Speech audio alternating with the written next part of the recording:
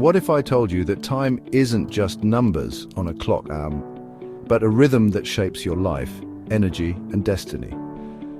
The Hebrew calendar is thousands of years old, and yet it might just be the key to understanding time differently. Let's dive in.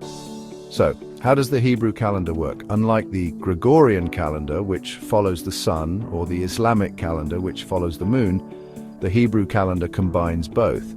Months follow the moon, while years follow the sun. This unique system keeps the Hebrew months aligned with both agricultural and prophetic cycles. And get this, a 13th month is added 7 times in 19 years to keep everything in sync.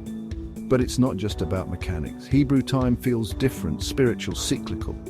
Days begin at sunset, not midnight. This is rooted in Genesis. And there was evening and there was morning, Genesis 1:5.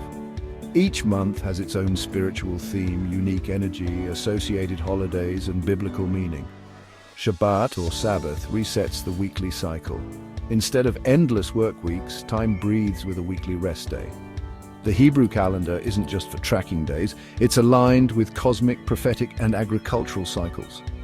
There are 7 biblical feasts mentioned in Leviticus 23. These feasts aren't just history, they serve as prophetic markers in Jewish and Christian thought. And then there's Shemitah, the sabbatical year. Every 7th year is a time of rest for the land. Imagine if modern farming followed this rhythm.